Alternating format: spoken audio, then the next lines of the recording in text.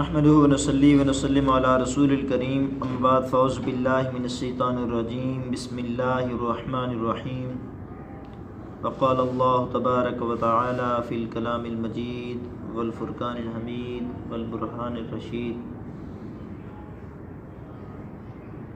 إذ يقول لصاحبه لا تحزن إن الله معنا آمنت بالله صدق الله العظيم وصدق رسوله النبي الكريم الأمين إن الله وملائكته يصلون على النبي يا أيها الذين آمنوا صلوا عليه وسلموا تسليما پڑھیے الصلاۃ والسلام علیک یا سیدی یا رسول اللہ، الصلاۃ والسلام علیک یا سیدی یا حبیب اللہ وعلى آلك وأصحابك وأهل بيتك يا رحمة للعالمین۔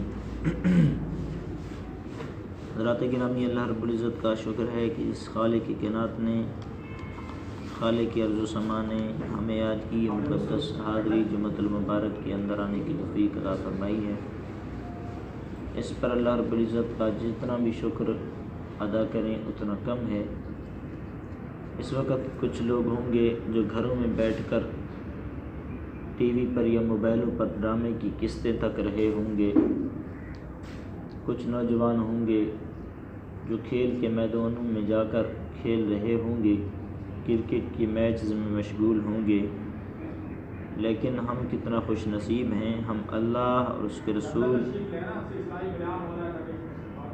کے ذکر میں آئے بیٹھے ہیں۔ یہ اللہ رب العزت کا، مالک کائنات کا، خالق ارض و سما کا ہم پر کتنا بڑا کرم ہے۔ پچھلے جمعۃ المبارک پر بھی ہم نے سیدنا صدیق اکبر کے ذکر کیا تھا۔ آج بھی سیدنا صدیق اکبر کی فضیلت میں چند باتیں کرنا ضروری سمجھتا ہوں، کیونکہ اس پورے ماہ مقدس کو نسبت ہے سیدنا صدیق اکبر کے وصال مبارک سے، اور تاجدار کائنات صلی اللہ علیہ وآلہ وسلم نے ارشاد فرمایا، ابو بکر میری آنکھیں ہیں، عمر میرے کان ہیں، اور عثمان جو ہے علی میری جان ہے، اور سنی جو ہے وہ سب پر قربان ہیں۔ الحمدللہ ہم ذکر صحابہ بھی کرتے ہیں، ذکر اہل بیت بھی کرتے ہیں۔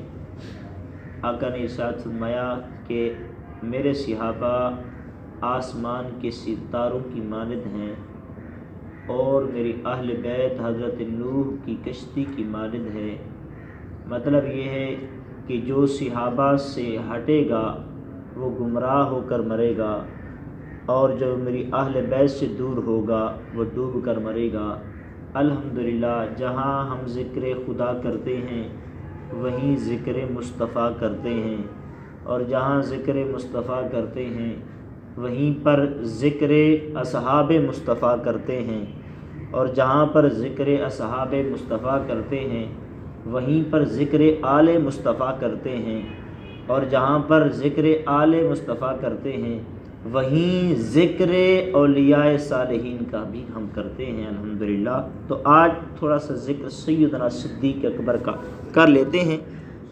جب تاجدار کائنات صلی اللہ علیہ وآلہ وسلم اور آپ کے یہ پیارے ساتھی، رفیق سفر، غار کے ساتھی اور قیامت تک مزار کے بھی ساتھی ہیں، تاجدار کائنات صلی اللہ علیہ وآلہ وسلم کے یہ سونے صحابی سیدنا، ہمارے سردار، سیدنا کا مطلب کیا ہوتا ہے؟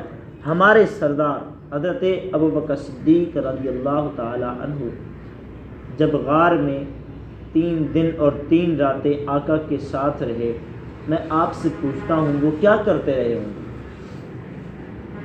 تنہائی ہے غار کی، بس 2 ہستیاں ہیں، ایک کو محمد کہتے ہیں صلی اللہ علیہ وآلہ وسلم، اور ایک کو غلام ابو بکر کہتے ہیں۔ ایک آقا ہے، ایک غلام ہے، ایک محب ہے، ایک محبوب ہے، دونوں غار میں رہے 3 دن اور 3 راتیں۔ آپ کے دماغ میں کیا آتا ہے؟ وہ کیا کرتے رہے ہوں گے؟ نہ ادھر جانا نہ ادھر جانا، نہ کوئی اور کام۔ میرے خیال میں تو صرف اتنا آتا ہے اس پورے تصور کو اگر تصور میں لائیے، اس پورے خاکے کو، اس پورے واقعے کو، تو صرف اتنا بات سمجھ آتی ہے کہ آنکھ صدیق کی ہوتی ہوگی، آنکھیں صدیق اکبر کی ہوتی ہوں گی، اور دیدار چہرہ بددعا کا ہوتا ہوگا۔ سبحان اللہ۔ آنکھیں صدیق کی ہوتی ہوں گی اور جلوہ مصطفیٰ کا ہوتا ہوگا۔ ساری رات آقا علیہ الصلوۃ والسلام کے دیدار سے مشرف ہوتے رہے ہو۔ سبحان اللہ۔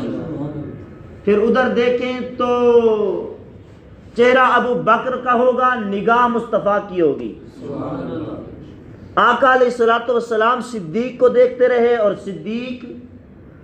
صدیق اکبر آقا کو تکتے رہے، اور تاجدار کائنات صلی اللہ علیہ وآلہ وسلم نے صدیق اکبر کو 3 دن اور 3 راتیں اپنی خاص توجہ دی۔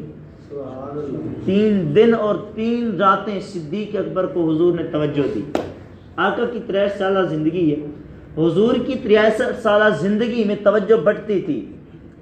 کبھی ابو بکر کو ملتی تھی توجہ، کبھی فاروق اعظم کو، کبھی عثمان غنی کو، کبھی مولا علی کو، کبھی طلحہ زبیر کو۔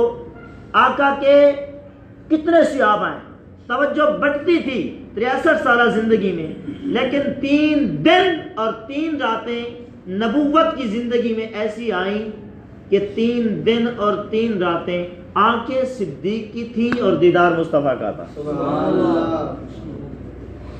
توجہ آقا کی تھی اور لینے والا توجہ غلام تھا۔ جب پھر غار سے نکلے مدینہ پہنچے تو پھر یہ پہچانا نہیں جا سکتا تھا کہ مصطفیٰ کون ہے، ابو بکر کون ہے، غلام کون ہے، آقا کون ہے۔ توجہ ملی تھی نا۔ میرے آقا کی توجہ ایک لمحہ کا یہ عالم ہے، توجہ کا ایک لمحے کی عالم یہ ہے کہ حضور توجہ کر دیں تو چاند چر جاتا ہے، نہیں بیٹھے، حضور توجہ کر دیں تو چاند کے 2 ٹکڑے ہو جاتے ہیں۔ حضور کی ایک لمحے کی توجہ کا عالم یہ ہے، حضور توجہ کر دیں تو ڈوبا ہوا سورج واپس علی کی نماز کے لیے آ جاتا ہے اثر پر۔ حضور اشارہ کر دیں، ناطق الحجر جاؤ شجر شق القمر، بے اشارت ہی حضور کے اشارے سے درخت جڑوں سمیت حضور کی بارگاہ میں آ جائے۔ سبحان اللہ۔ ایک لمحے کی توجہ، یہ ہے ایک لمحے کی توجہ۔ حضور صرف توجہ کر دیں، ایک بچے کے سر پر ہاتھ رکھ لیں، 80 سال کی عمر ہو جائے، اس کے بالوں میں سفید بال نہ آئے، اس کے سیاہ بالوں میں سفید بال نہ آئے۔ ایک لمحے کی توجہ کا یہ عالم ہے، تو بتاؤ جس ہستی کو، جس ابو بکر کو میرے مصطفیٰ نے 3 دن اور 3 راتیں توجہ دی ہوگی، اس صدیق کا مقام کیا ہوگا؟ سبحان اللہ، سبحان اللہ۔ صدیق اکبر کا مقام کیا ہوگا؟ کیونکہ وقت مختصر ہے، انشاءاللہ 20 منٹ کے اندر میں اس کو ختم کر دوں گا، ویلڈ کروں گا۔ صدیق اکبر کی شان اتنا بلند ہے کہ زندگی ختم ہو جائے گی لیکن صدیق کی سواد کا ذکر بھی نہیں ہو سکتا۔ اونچا بولو۔ آقا علیہ الصلوۃ والسلام جہاں پر اس وقت حضور علیہ الصلوۃ والسلام سوئے ہوئے ہیں، آرام فرما ہے، جو ہمارا عقیدہ ہے، بظاہر وصال کر گئے لیکن حضور زندہ ہیں تو کائنات چل رہی ہے۔ سبحان اللہ۔ حضور ہیں جانے کائنات، جان ہو تو بندہ چلتا پھرتا ہے، جب جان نکل جائے مردہ ہو تو پھر دفنا آتے ہیں، وہ کسی کام کا نہیں ہوتا۔ حضور ہیں جانے کائنات، تو جان موجود ہے تو کائنات بولو چل رہی ہے۔ حضور جہاں پر سوئے ہیں نا، قبر انور میں، گنبد خضرا کے اندر، اللہ سب کو لے جائے۔ آمین۔ حضور جہاں پر سوئے ہیں، محدثین فرماتے ہیں وہ مٹی جنت سے اعلیٰ ہے، وہ مٹی سدرۃ المنتہا سے اعلیٰ ہے، وہ مٹی عرش اولی سے اعلیٰ ہے۔ جس مٹی میں حضور مدفون ہے، سوئے ہوئے آرام فرما رہے ہیں، وہ مٹی جنت سے اعلیٰ، وہ مٹی سدرۃ المنتہا سے اعلیٰ، وہ مٹی عرش اولی سے اعلیٰ۔ آؤ اب صدیق اور فاروق کی شان سمجھ آئے گی۔ سبحان اللہ۔ حضور فرماتے ہیں آنا و ابو بکر و عمر خلقتا من تربت واحد حضور علیہ الصلوۃ والسلام نے ارشاد فرمایا کہ جب اللہ نے میرے خمیر کو، میرے جست اطہر کو اللہ نے ایک خاص مٹی سے بنایا، اور جو مٹی بچ گئی تھی، میرا جسم اطہر بن گیا، مٹی بچ گئی، فرمایا اس بچی ہوئی مٹی سے اللہ نے فاروق کو بنایا، اللہ نے ابو بکر کو بنایا۔ سبحان اللہ۔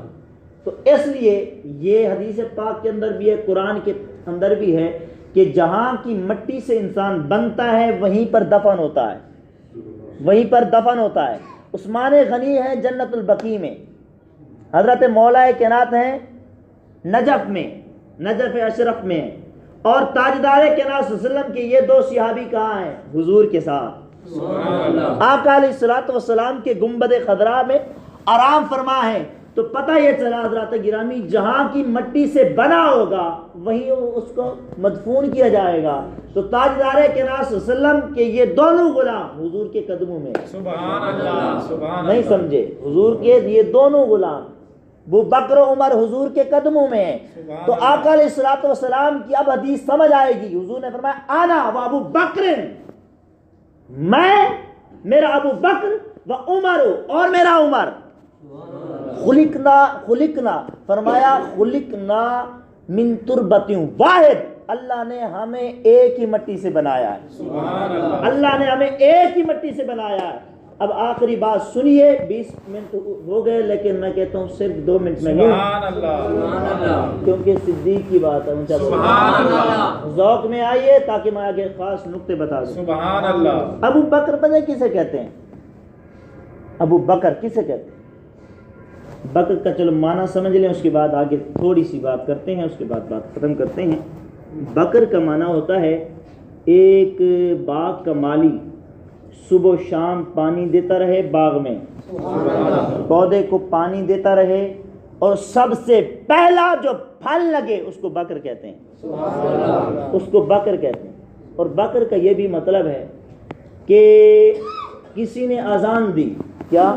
کسی نے اذان دی، صبح کی اذان دی، فجر کی نماز کی کسی مؤذن نے اذان دی، اور پہلا شخص جو بیدار ہوا، بخت والا، جو پہلا بیدار ہوتا ہے، بخت والا بیدار ہوتا ہے، اس کو بکر کہتے ہیں، اس کو بکر کہتے ہیں۔ تو تاجدار کائنات صلی اللہ علیہ وآلہ وسلم نے رحمت کا میہ برسایا، نہیں جو رحمت للعالمین مصطفیٰ کو مانتا ہے اونچا بولے سبحان اللہ۔ جب حضور نے اپنی رحمت کا میہ برسایا اور تبلیغ کی جو ہے بیج بویا، پہلا پھل جو ظاہر ہوا، نکلا اس پودے سے، اس کو ابو بکر کہتے ہیں، سبحان اللہ۔ نہیں جو سمجھے اونچا بولے سبحان اللہ۔ آقا علیہ الصلوۃ والسلام نے اپنی 63 سالہ زندگی میں تاجدار کائنات صلی اللہ علیہ وآلہ وسلم عرب کے کوفرستان میں حضور علیہ الصلوۃ والسلام نے تبلیغ کا بیج بویا، اور درخت اگ گیا، اور اس درخت پر جو پہلا پھل لگا اس کو ابو بکر کہتے ہیں، سبحان اللہ، سبحان اللہ۔ اب سنیے، آقا علیہ الصلوۃ والسلام نے عرب کے کوفرستان کے عالم میں جب اللہ رب العزت کی وحدانیت کی پہلی اذان دی، اور جو پہلا شخص جس کی آنکھ کھلی اس کو ابو بکر کہتے ہیں، سبحان اللہ، اس کو ابو بکر کہتے ہیں۔